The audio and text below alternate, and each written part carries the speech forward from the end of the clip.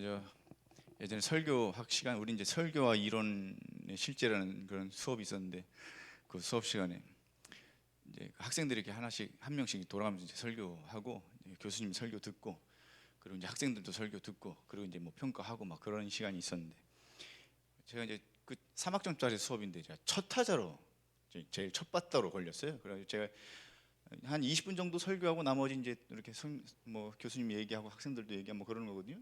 한 3학점짜리니까 몇 명이씩 이렇게 돌아가면서 설교를 해야 되는데, 그날은 제가 첫 바다로 설교하고 나서 교수님이 얼마나 설교에 대해서 비평을 얼마나 하시는지 저보고 그러더라고요. 그딴 식으로 설교할 것 같으면 설교하지 마, 그러시더라고요. 얼마나 뭐라고 하시는지. 그리고 제 뒤로 사실 설교할 사람들이 더 있었는데 3시간 내내 저 혼자 설교한 걸 가지고 냅다 까느라고요. 한 3시간 내내 저는 저 혼자만 했어요. 그럴 때 뒤에 사람들 하지도 않고, 그 다음부터는 뭐 그냥 설렁설렁 바빠.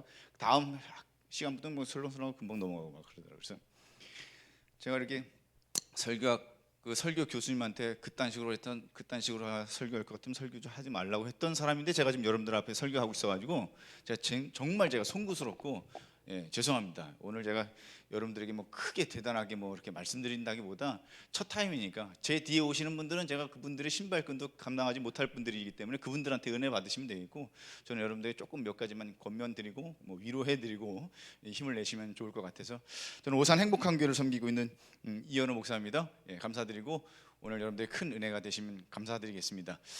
고맙습니다. 혹시 저기 우리나라 사람 중에서 가장 격려가 많고 가장 감탄이 많았던 사람이 혹시 누군지 아십니까?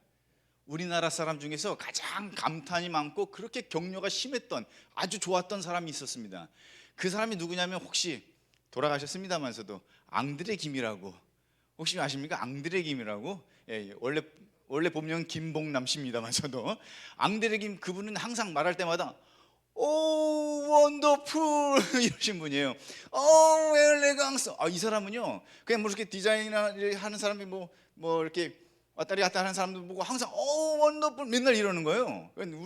저는 뭐 앙드레 김을 저는 모르니까 항상 이렇게 TV로 가끔 볼 때마다 사람 이렇게 느끼해, 뭐 생긴 것도 느끼하고 옷도 느끼하게 입고 다니고 뭐 저런 사람이 다 있어.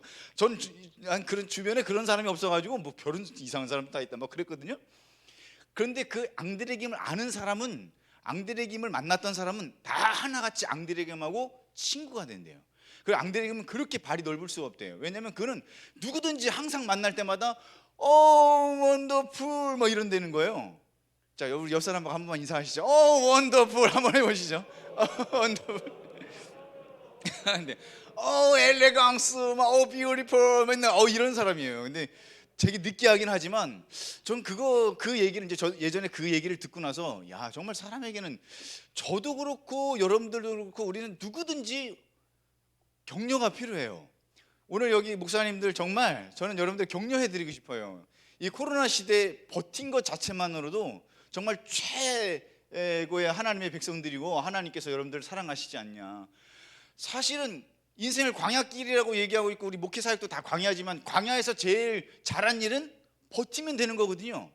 광야에서 뭐 금 모을 것도 아니고, 광야에서 뭐 사람 많이 모을 것도 아니고, 광야에서는 버티는 게 승리인데, 그 코로나를 버티셨고 또 이 날도 이 비를 버티셔서 여기까지 오셔서 이렇게 예배할 수 있고 말씀을 나눌 수 있다는 건 정말 하나님의 복이신 것 같고, 하나님께서 여러분들 목사님 한 분 한 분들을 얼마나 사랑하시겠냐 싶습니다.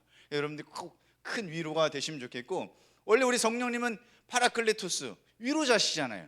파라클레토스가 옆에서 위로하신다, 그런 뜻이거든요. 위로하신 분. 지금도 성령께서 우리 옆에서 위로하시고 우리를 만져주시는 분 아니십니까? 아무리 힘들고 어려워도 다시금 일어나게 하시고, 정말 나 여기서 죽고 싶소 해도 하나님께서 다시 그를 일으키셔서 쓰시는, 엘리야처럼 쓰시는 그런 하나님 아니신가요? 오늘도 우리가 사실은 얼마나 많은 어려움들과 여러 가지, 정말 코로나 시대에 정말 여러분 버티시느라 고생하셨는데, 이제 그 하나님의 위로를 받으시고 오늘 또 메시지들을 통해서 힘을 얻으시고, 여러분 제2의 사역들이 정말 부흥되어지는 그런 은혜의 역사가 일어나셨으면 하는 바람입니다. 저도 동기들이 여럿 있지만 저를 포함해서 5명이 동기가 있어요. 근데 이 동기들은 항상 만날 때마다 사실 다 개척교회거든요. 개척해가지고 한 친구는 성도가 1명 있어요. 한 친구는 성도가 10명 있고, 한 친구는 성도가 그나마 제가 성도가 좀 많아. 그래가지고 만날 때마다 얼마나 힘이 드는지 몰라요. 근데 항상 서로 만날 때마다 격려하고 위로해주고, 그래서 항상 어딜 가더라도 다른 데 가서는 위로 못 받지만 그 우리 동기들하고 만날 땐 그렇게 위로가 되고 힘이 낼 수가 없어. 그래서 그 모임이 얼마나 기다려지고, 또 만날 때마다 또 천안에 계시는 목사님은 호두 과자 사서 호두 과자 나눠주기도 하고, 얼마나 우리 가운데 위로가 되고 힘이 되시는지 몰라요. 그래서 저는 오늘 여러분들이 꼭 여기서 위로받고 힘을 내셨으면 하는 바람입니다. 근데 중요한 건 목사님들, 우리 사모님들, 진짜 중요한 게 뭐냐면, 우리가 목회를 하시면서요, 그 이제 감정 노동자들이라고 얘기하는데, 그런 사람들이 가면성 우울증이라고, 이게 겉으로 목회자로서 표현을 하다 보니까 나도 모르게 웃어야 되고 나도 모르게 찬양하고 이러다 보니까 내면에 우울증이, 목사님들도 우울증이 있으시더라고요. 근데 그 목사님들이 우울증을 터치하실 수 있는 사람은 없어요. 뭐 집사가 터치해 줄 거예요, 장로가 터치해 줄 거예요. 그러니까 내면의 그 우울증, 내면의 그 아픔을, 상처를 위로해 주실 수 있는 분은 우리 성령님밖에 없기 때문에 오늘 여러분들이 큰 위로가 되시면 좋겠어요. 아니, 그리고 여러분, 우리 조 목사님 여기 계시지만, 우리 조 목사님 좀 전에 찬양 인도하셨잖아요. 찬양 인도하셨는데 어떻게 찬양 잘 인도하셨어요? 찬양 잘 인도하셨어요. 아니, 잘 인도하셨잖아요. 예. 아, 우리는 막 좋은 찬양 속에서 은혜를 받는 게 아니라 잘 인도하는 찬양 속에서도 우리는 은혜가 되거든요. 하나님의 손길이 우리 가운데 임하기 때문에 그렇습니다. 우리 예수님은 차별 없으신 분이잖아요.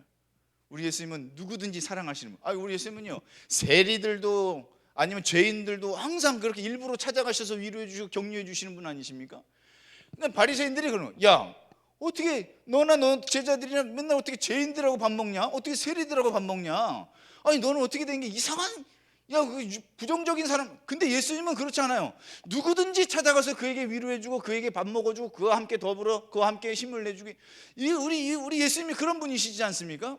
그러니까 지금 예수님도 우리 가운데 찾아오시고, 나의 그 못난, 사실 우리가 목회를 비교해 보면, 야, 이거 도대체 내가 목회를 계속 해야 되나 말아야 되나 정말 말도 못해요. 그럼에도 불구하고 하나님께서는 우리에게 여전히 걱정하지 마, 내가 하는 거지.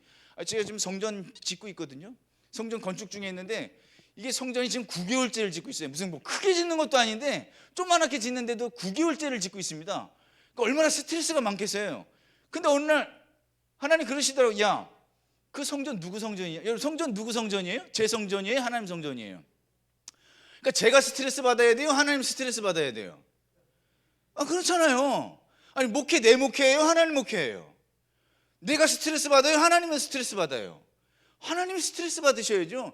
성도가 안 늘어나는 것 때문에 왜 여러분들이 스트레스를 받으세요? 하나님이 스트레스를 받으셔야죠. 물론 우리는 열심히 하면 되고, 열심히 했는데 안 모이는 건 뭐 어떻게 할 거예요? 그것 때문에 스트레스 받지 마세요. 뭐 1명이든 10명이든 1000명이든 뭐 그런 건 전혀 중요하지 않고, 내가 하나님 앞에 최선을 다하면서 믿음으로 나가면 되는 거니까요. 그러니까 결국 열매는 하나님 거고 스트레스는 하나님 받으실 거니까, 절대 여러분들이 스트레스 받지 마시고 하나님께서 스트레스 받으실 거니까 힘내셨으면 좋겠어요. 그러니까 예수님이 그 막 따지고 정죄하는 그런 사람들 앞에 예수님께서 그래서 비유를 얘기하신 게 그거잖아요. 뭐 잃어버린 양에 대한 비유, 잃어버린 동전에 대한 비유, 잃어버린 또 뭐 탕자의 비유, 아들 비유, 이런 얘기 하시지 않습니까? 잃었다가 찾았을 때 얼마나 기쁘냐. 예수님께서는 그 잃은 한 사람 찾기 위해서 그렇게 기뻐하실 수가 없어요. 제가 양 비유 해드릴까요? 양? 뭐 목사님들도 이제 설교하시면서 양 비유 많이 하셨겠지만, 오늘 또 이렇게 오시면서 또 설교 자료도 찾아가시고 그러시는 거예요. 그리고 저도 이렇게 세미나 할 때 보면 저도 은혜 받지만, 야, 이거 내가 설교 또 써먹으면 좋겠다 싶은 것들도 많기 때문에 거기서도 은혜가 됐을 때가 있어가지고. 아니, 양은 우리를 다 양 같다고 얘기하지만, 진짜 우리 여러분들도 목회 오시면서 성도들이 다 양 같지 않습니까? 양은 어떤 존재냐면, 양은 방향 감각이 없어요. 이게 양이에요. 그 양이 우리에서 나오면 이놈의 자식이 어디서 왔고 어디로 갔는지를 몰라. 꼭 우리네가 같아. 아니, 비둘기는요 참 신기해. 그놈은 몇백 킬로미터를 날아다. 그래서 옛날엔 통신수단으로 쓰지 않았습니까? 그 저 멀리 여기서 서울까지 지르면 그거 어딘 줄 알고 가? 참 신기해요. 그럼 뭐 개나 고양이도 집에서 멀리 떨어졌다가도 다시 집에 찾아오는 경우도 있고, 연어는 더 신기하죠. 수천 킬로미터를 그 태평양 한가운데서 자기가 태어난지 어떻게 알아? 무슨 GPS가 달린 것도 아니고 뭐 별자리를 보르고 하는 것도 아닌데 어떻게 자기가 태어났다는 걸 그 정확하게 찾아서 올까요? 모든 동물들은 그런 방향 감각이라는 게 있는데, 이상하게 양은 없어요. 그 조금만 떨어지면요 양이 어디로 가요? 근데 우리네가 꼭 그래요. 우리네는 어디로부터 왔고 어디로 가는지를 몰라. 내일 어떻게 되는지 아세요? 몰라요. 우리가 지금 어디로 가는지도 몰라. 물론 우리는 이제 하나님의 은혜 안에서 하나님으로부터 하고 하나님께로 간다는 건 알지만 인생의 터프 안에 살아갈 때 우리는 도대체 뭘 어떻게 해야 돼? 당장 눈앞에 있는 것조차도 우리가 어떻게 해야 될지 모르는 게 그게 양이거든요. 인생들이 다 그래. 뭘 해야 되나? 뭘 어떻게 해야 되나? 아니, 얼마 전에 제가 들은 얘기가 있어요. 어떤 화분하시는 분인데 이분이 조그맣게 화분 가게를 하셨어요. 뭐 맨날 그냥 뭐 조그맣게 살다가 코로나가 터지면서 대박이 났대요. 코로나가 터지면서 화분을 그렇게 많이 팔렸다는 거예요. 그래서 왜 코로나 때 화분이 많이 팔리나 그랬더니 사람들이 밖에 안 돌아다니니까 집에서 힐링한다고 화분을 하나씩 사더래요. 그래서 대기업에서 선물로 그런 조그만 화분들을 만들어가지고 그 선물을 다 보내느라고, 그래서 하여튼 코로나 시대에 대박 터졌대요. 그래서 야, 엄청 잘 되네 해가지고 이제 대출 받아서 건물을 크게 짓고 있는데 코로나가 끝났어요. 이제는 막 이제 위드 코리아가 되면서 그때부터 또 화분이 하나도 안 팔리더래요. 그게 사람이에요. 언제 어떻게 뭘 어떻게 될지 어떻게 알아? 아무도 몰라. 그 양이 그렇다는 거예요. 그 양은 누가 있어야 돼? 예수님이 계셔야 돼요. 저요, 여러분요, 내일 목회, 여러분 지금 저보다 대부분 연세들이 많으신데 제가 먼저 죽을까요? 목사님들이 먼저 돌아가실까요? 몰라요. 목사님들이 먼저 이 땅에 오셨지만 제가 먼저 갈라는지 혹시 알아요? 천국에선 제가 형님이 될지, 여기서는 여러분들이 형님이지만 천국에선 제가 먼저 형님이 될지 아무도 모르는 거예요. 그게 인생이라고요. 그러니까 우리는 주님 붙잡을 수 있는 방법밖에 없어요. 양은요, 자기 방어 수단이 없어요. 어때? 개는 이빨이라도 있고 고양이는 발톱이라도 있지. 저희 집에 막내가 하나 있거든요. 먼지라고. 저희 먼지라고 고양이 한 마리를 키우고 있는데 발톱이 얼마나 날카로운지 막 긁어, 막 쇼파고 뭐고 다 긁어. 뭐든지 방어 수단이 있는데 이상하게 양은 없어요. 그 양은요, 상처를 항상 받아. 그 인간이 그래요. 아니, 우리 교회 성도들도 제가 설교를 하면 한 30분, 40분, 한 50분 이렇게 설교하잖아요. 그게 막 설교 시간에 그렇게 설교 듣고도 설교 끝나고 나서 이제 집에 가면서 아유, 밥맛이 왜 이래? 그 한마디에 상처받아가지고 막 또 삐져가지고 교회 안 나오고 막 그래요. 아니, 30분 설교한 거 그 은혜 받았으면 좋겠는데 그냥 그 지나가는 말 한마디에 그냥 그 뭐 밥맛이 왜 뭐 머리카락이 왜 저래, 뭐 머리 스타일 왜 저래, 그냥 그거 한마디에 그냥 상처받아죠. 아니, 우리 목사님들이 아니 하나님의 은혜를 말마다 묵상하면서 하시면 좋겠는데 그냥 또 옆교회 뭐 쳐다보면서 또 시험 들고 또 누가 어떤 목회자가 얘기한 것 때문에 시험 들고, 그 인간이 그렇게 약하다니까요. 그렇게 흔들려요. 그러니까 우리는 날마다 목자 대신 예수님의 그 말씀을 듣지 않고서는, 저희 동물 얘기 나온 김에 저의 아버지가 옛날에 목장하셨거든요. 그래서 저는 어렸을 때부터 소 타고 다녔습니다. 진짜 저희 아버님이 목장을 하셔가지고. 근데 저는 어렸을 때 그 얘기를 잘 몰랐지만 이게 제가 이제 목회자가 되면서 얼추 알게 됐어요. 아니, 성경에 보면 율법에 그런 내용이 있더라고요. 소고기는 먹어도 되는데 돼지고기 먹지 말래. 왜 우리 돼지고기 더 잘 먹는데 왜 소고기는 먹고 돼지 먹지 말래? 그러니까 소는 되새김질을 하는데 돼지는 되새김질 안 하니까 돼지 먹지 말고 소고기 먹어, 이렇게 얘기하시더라고요. 성경에 그렇게 써 있어요. 그래서 나 무슨 얘기인가 몰랐어. 근데 제가 목장을 하는 거를 보고 제가 나중에 알았어요. 왜 그러냐면 소는요, 위가 4개가 있어요. 물론 위는 하나지만 4파트로 나눠져 있어요. 그래서 소는, 초식 동물들은 빨리 풀을 뜯어 먹어야 돼요. 왜냐면 맹수가 언제 올지 모르잖아요. 그러니까 먼저 풀을 막 씹지도 않고 그냥 생겨버려요. 그러니까 첫 번째 위에 들어가요. 그 다음에 이놈들이 이제 할 일, 이제 시간 널널하면 항상 하는 일이 뭐예요? 로록 하고 이제 뭐가 나와. 그죠? 그러면 이제 질겅질겅 씹고 그냥 생겨요. 그럼 이제 두 번째 위로 들어가요. 로록. 진짜 주먹만한 풀이 나와요. 어쩔 때 이 소가요, 하다가 실수해가지고 톡 튀어나왔어. 요만한 풀덩어리더라고요. 그걸 또 다시 먹어. 그래 질겅질겅 씹고 다시 생기고 또 무럭 해야 돼. 또 질겅질겅 하루 종일 그거 하는 거, 하루 종일. 소는 그게 일이에요. 그게 일이야. 그러다 보니까 소는요, 풀 속에 있는 모든 독들을 계속 씹다 보니까 독이 다 사라져요. 그래서 소고기는 날로 드셔도 되죠. 날로 먹어도 돼요. 육회라는 거. 근데 돼지는 날로 먹으면 안 돼요. 왜? 그놈은 우리처럼 그냥 먹고 바로 소화시켜버리기 때문에 음식에 있는 독들이 다 몸에 들어가 버려요. 그래서 돼지고기를 먹을 땐 어떻게 먹으라고 그러죠? 돼지고기 먹을 땐 바짝 고서 먹으라고 그러죠. 그거 다 이유가 있어요. 바짝 고서 먹어야 돼요. 하나님께서도요, 누구를 쓰실까요? 날마다 말씀을 묵상하는 사람은 날로 쓰실 수도 있는데 묵상이 안 된 사람은요, 이게 안 돼. 그러니까 어떻게 하셔요? 하나님께 불을 살짝 더 그래가지고 약간 익어야 돼. 그러니까 고난이 와야 돼. 힘든 일이 와야 돼. 그제서야 하나님 천부의 의지 없어서 그제서야 하나님 인간이 그만큼 약해요. 그래서 우리가 날마다 하나님 의지하지 않고서는 우리 인간이 살아갈 수 없는 존재가 그게 양이에요. 그리고 양은 또 재밌어. 이 양은 먹을 걸 못 찾아. 아니, 조 앞에 풀이 있는데도 그걸 못 찾아요. 조 앞에 물이 있는데도 그걸 못 찾았고, 양은 목자가 끌고 가줘야만 해. 낙타는 1km밖에 물도 찾아낸대요. 물 냄새를 맡고. 물이 냄새가 나요? 1km밖에 낙타가 그 물 냄새를 맡고 물을 찾아간다는데, 저 양은 절대 그런 게, 목자가 꼭 거기다가 푸른 초장과 실만한 물가로 인도해 줘야만 사는 게 양이에요. 그러니까 우리는 인생이 하나님께서 우리를 먹여주시지 않고는 살아갈 수 없어요. 그러니까 예수님 뭐라 하십니까? 야, 무엇을 먹을까, 무엇을 마실까, 무엇을 입을까 걱정하지 마. 그거는 다 이방인들이 하는 거예요. 내가 너희들을 먹여줄게. 너희들은 먼저 그의 나라와 그의 의를 구하라는 거예요. 야, 저 날라다니는 새 봐봐. 저놈들이 무슨 농사 짓냐? 야, 저 백합화 봐봐. 저놈들이 길쌈하냐? 배틀 짜냐 이거예요. 배틀 짜냐? 내가 다 입히잖아. 하물며 너희일까 보냐 이 믿음이 적은 자들아, 라고 예수님께서 꾸짖으시죠. 예수님께서 우리 안 먹이십니까? 우리 아버지 되시는 그분이 우리 인생을 책임져 주신다니까요. 그러니까 내일 먹을 거 걱정하지 마세요. 하나님이 다 책임져 주신. 나 노년 준비 안 됐는데, 나 노후 준비, 걱정하지 마세요. 하나님께서 다 노령연금 주실 거니까 걱정하지 마세요. 하나님께서 다 책임져 주실 것이고, 여러분 인생 다 고민 안 하셔야 돼요. 자녀들의 인생 우리 하나님이 계시잖아요. 여러분, 아까 우리 목사님하고 잠깐 얘기했지만, 내 자식 아닙니다.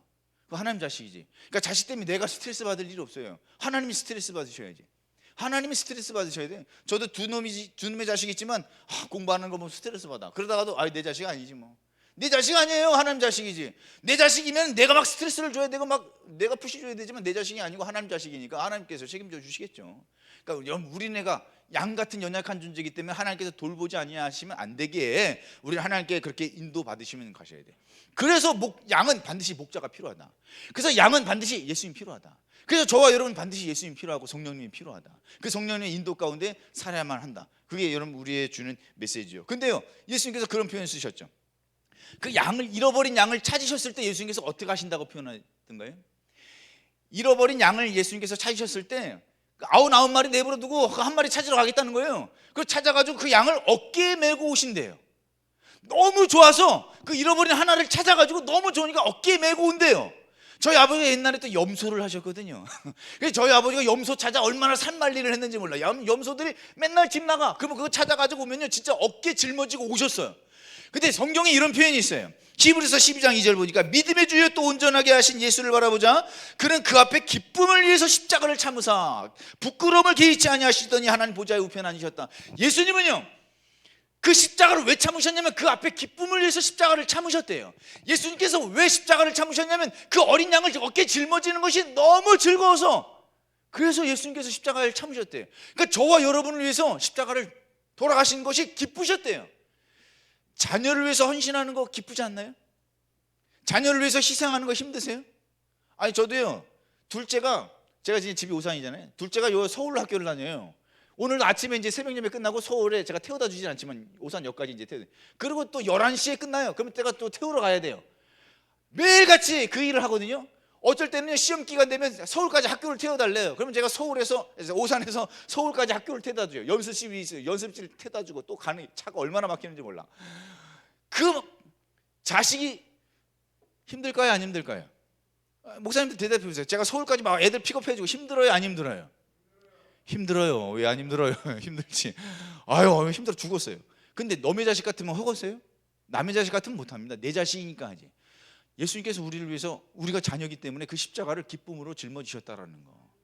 여러분, 우리도 이 많은 영혼들, 그 영혼들을 또 역시 예수님께서 그를 위해서 십자가에 돌아가셨겠구나. 우리 그런 마음을 가지고 이제 또 영혼을 위해서 전도하고 나가는 거겠죠. 자, 그래서 제가 이렇게 메시지를 드리고 싶습니다. 하나님께 쓰임 받았던 사람은 누굴까요?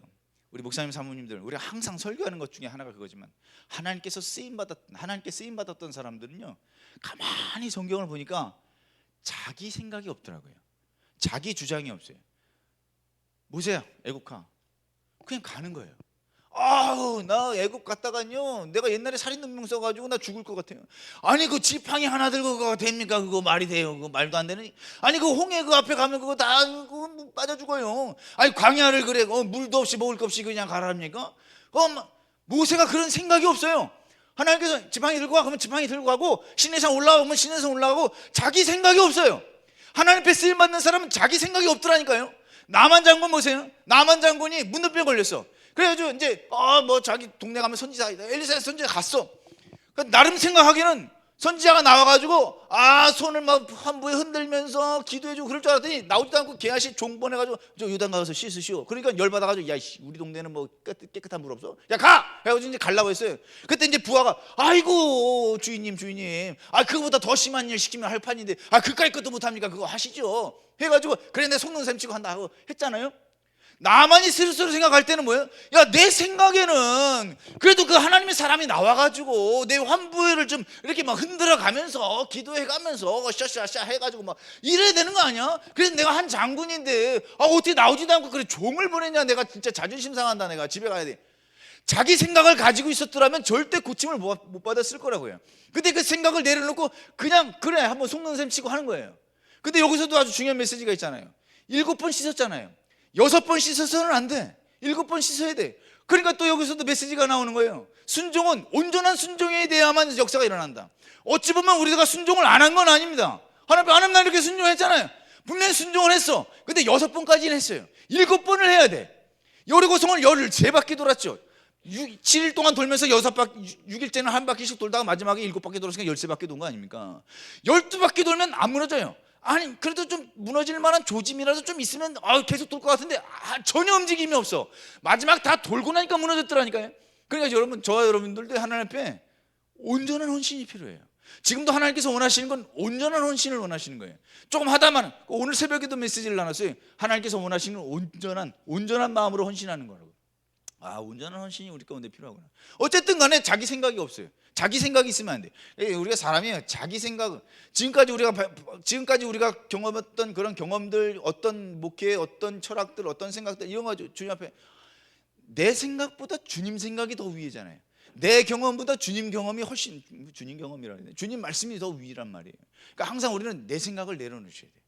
우리 목사님들이 어찌 보면 제일 성도들한테도 말씀대로 순종하시오 말이 어쩌면 우리가 제일 순종 안 하는지도 모르겠어요. 우리가 제일 말씀대로 순종 안 하고 따르지 않지 않냐 하는 생각도 해봅니다.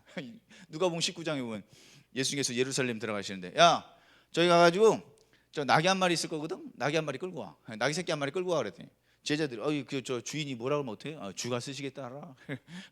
갔더니 낙이 새끼 한 마리 있어. 그래가지고 끌고 올라갈 때 주인이 진짜 당신네 왜 가지고 와? 그랬더니 주가 쓰시겠다 알아. 했더니 진짜 그냥 보내주는 거야.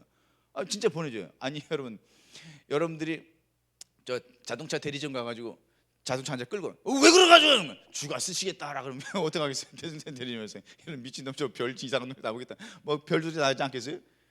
그럴 수 있으세요? 자동차 끌고 뭐라 주가 쓰시겠다라 그럼 가서 예수님께서 첫 번째 기적이 가나안의 혼인잔치에서 기적이잖아요. 그 마리아가 하인들에게 했던 내용이 뭐냐면 그가 무슨 말씀하시든지 그대로 해라. 그거예요. 네 생각 들어가지 말고 네가 무슨 철학 갖지 말고 그냥 그대로 해. 그냥 물 갖다 항아리에 채워라. 물 갖다 항아리에 채웠어. 갖다 줘라. 그냥 갖다 줬어. 그랬더니 물이 포도주가 됐네. 기적은 어디서 일어나는 거죠? 그렇게 온전한 헌신이야. 자기 생각이 없는 거예요. 자기 주장이 없는 거. 거기서 하나님의 놀라운 기적의 역사가 일어나더라. 저희 이제 건축 중이라고 말씀드렸죠. 어제 이제 음향이랑 앰프랑 이런 거 설치하기 위해서 우리 이제 어떤 사장님 좀 불러서 이제 견적 좀 받기 위해서. 근데 이제 이렇게 스피커 달고 뭐 하고 막 해야 되지 않겠어요? 근데 이제 그분이 아주 중요한 얘기를 하시더라고요. 이 교회도 그렇고 뭐 어디든지 마찬가지지만 음향 설치할 때 가장 중요한 게 3가지가 중요하대요. 3가지. 첫 번째 먼저는 공간이라는 거예요. 공간에 따라서 다르겠죠. 공간이 뭐 높으냐 낮냐 울리느냐 안 울리느냐 뭐 공간이 뭐 이런 거에 따라서 이제 음향 시스템이 달라지겠죠. 뭐 그 뻔한 거 아니겠습니까? 두 번째 어떤 용도로 쓰냐 이게 스피치용이냐 설교용이냐 찬양용이냐 아니면 무슨 영화관이냐 뭐 서라운드 하여튼 뭐 이런 거에 따라서 또 음향 설치가 다르다는 거예요. 뭐 그렇겠죠. 그리고 세 번째를 얘기하는데 와닿았어요. 세 번째 가장 중요한 게 뭔지 아세요, 목사님? 뭐예요? 모니터 스피커래요.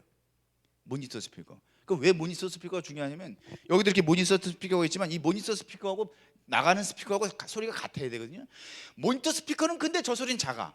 그러니까 저는요 스피커가 엄청 크니까 저는 작게 해야 돼. 그럼 여러분들은 더 안 들려. 근데 이 스피커는 작은데 저 소리는 또 커. 그러니까 나는 안 들리니까 막 큰 소리 막 내. 그러면 더 크게 나오는 거야. 그러니까 모니터 스피커하고 이 소리하고 맞아 떨어져야 된다는 얘기를 하더라고요. 굉장히 일리가 있어요. 그래서 제가 여러분들에게 메시지를 드리는데 우리가 항상 내 안에서 들려지는 하나님의 음성을 들으셔야 돼요. 내 속에서 계속 울려 퍼지는 그 하나님의 음성을 날마다 듣지 않으시면 이게 소리가 작으면 나가는 것도 힘들고요.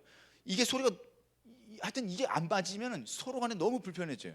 그래서 어찌 보면은 우리가 설교할 때도 그렇고 우리 이제 성도들이 설교를 들을 때도 힘든 것 중에 하나가 혹시 우리 내면에서 나오는 하나님의 음성이 제대로 안 들려서는 아닐까? 그냥 우스갯소리예요, 우스갯소리. 어떤 집사님이 하도 졸길래 목사님 막 화가 나가지고 그 집사님 다음 주부터 올 때는 고춧가루 좀 가져와. 고춧가루. 설교 시간에 졸 것 같으면 눈에 고춧가루를 좀 뿌려 그랬대요.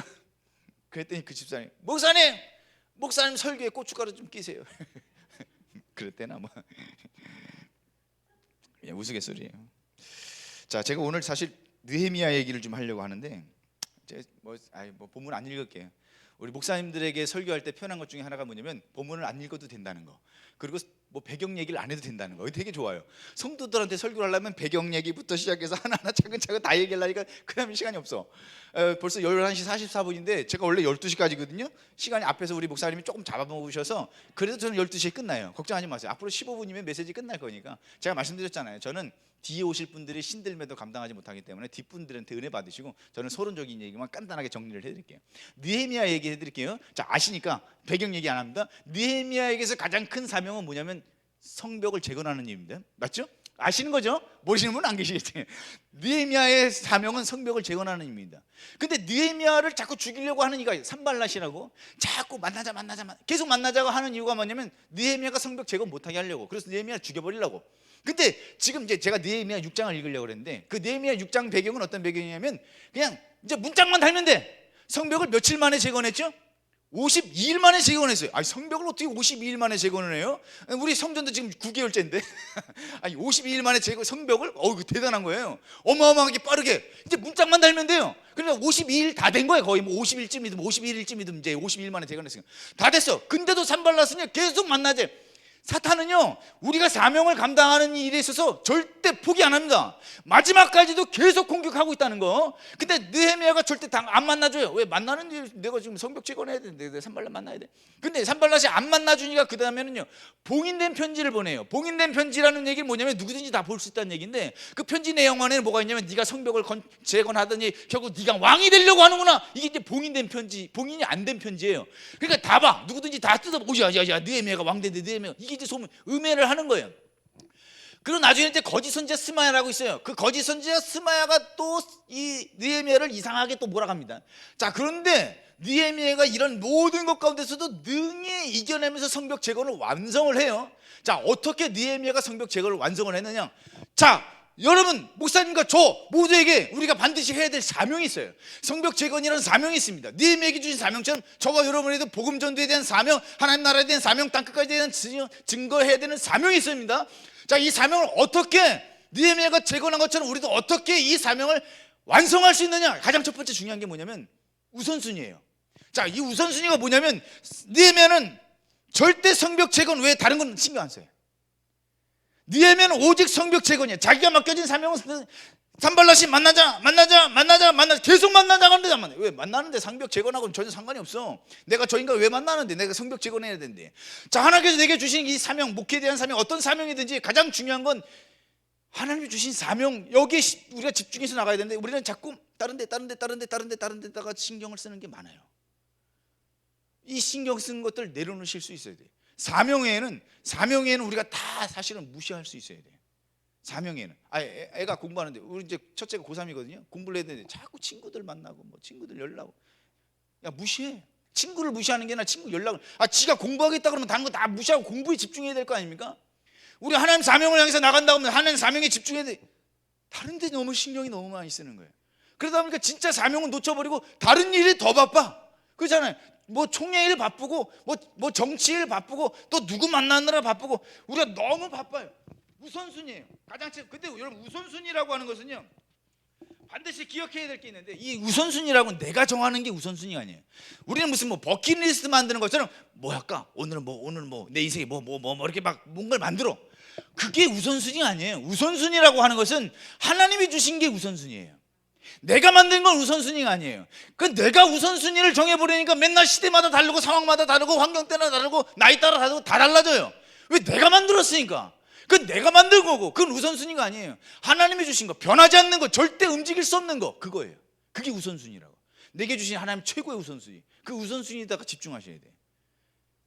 반드시 느헤미야가 다른 거 신경 쓰지 않고 성벽 재건에 우선순위를 넣어서 성벽을 완성했다. 그것도 52일 만에 엄청나게 빠르게 완성했다는 거 절대 잊지 마시기 바랍니다. 그 다음에 6장 9절에 보면 이런 표현이, 느헤미야가 하나님 앞에 기도합니다. 하나님 내 손에 힘을 주옵소서. 하나님 내 손에 힘. 능은 누가 줘요? 하나님 주시는 거죠. 힘은 하나님 주시는 거죠. 목의 힘은 하나님 주시는 거예요. 내 손에 힘을 주옵소서. 우리는 날마다 그렇게 기도하시잖아요. 하나님 내 손에 힘을 주옵소서. 이 성벽을 재건할 수 있는 힘을 주옵소서. 하나님 목회를 감당할 수 있는 힘을 주옵소서. 영혼을 걸릴 수 있는 힘을 주옵소서. 하나님 내 힘. 기도에는 이런 유가 나갈 수 없다 그러잖아요. 우리 얼마나 많은 설교를 합니까? 근데 진짜 말하는 것처럼 우리도 그렇게 살아가는가?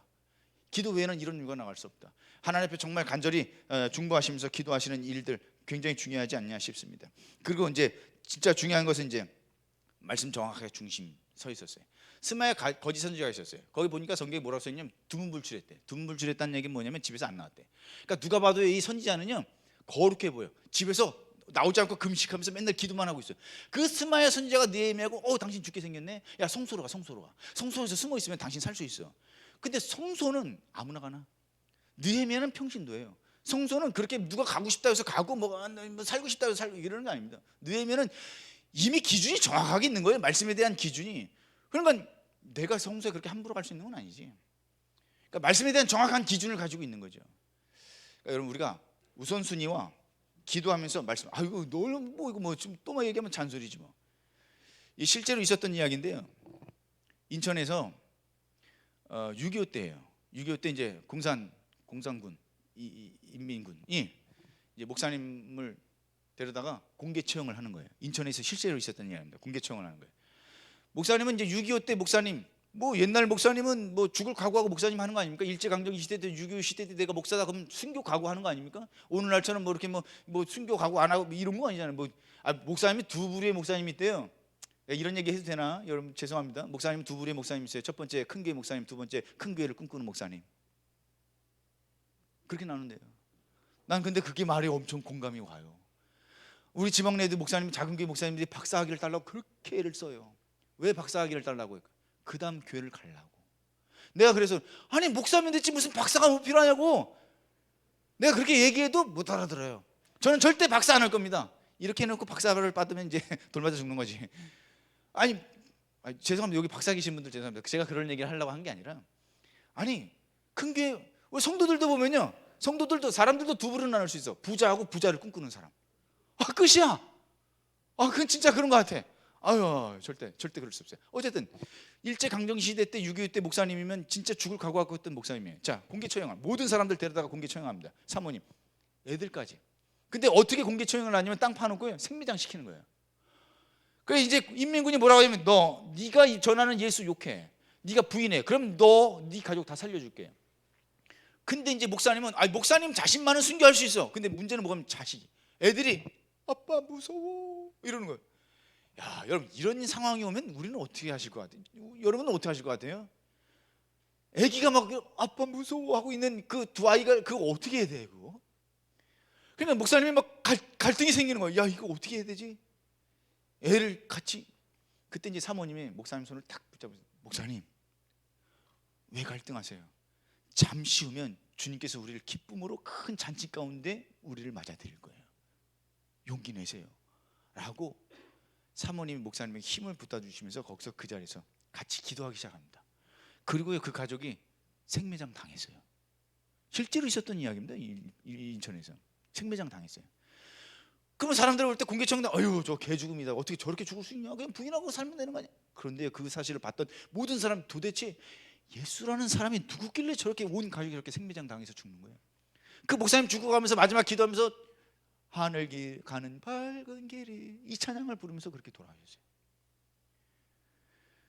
그러면서 그 많은 사람들이 거기서 충격받고 거기서 많은 사람들이 구원받고 목회자가 일어나게 됩니다. 우리 기독교 역사에 실제로 있는 이야기입니다. 그러니까 제가 말씀드리는 요지는 거예요. 목사님들 힘내십시오.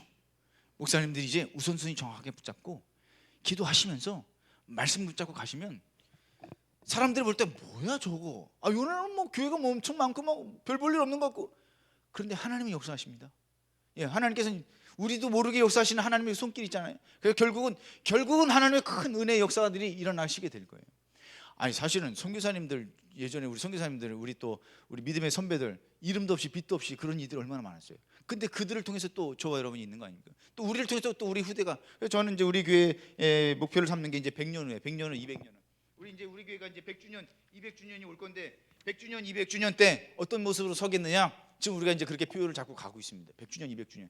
우리는 우리 이름 드러나지 않겠지만, 우리가 나타나지 않지만, 우리가 이제 우선순위 정확하게 붙잡고 기도하고 말씀 붙잡고 나가자.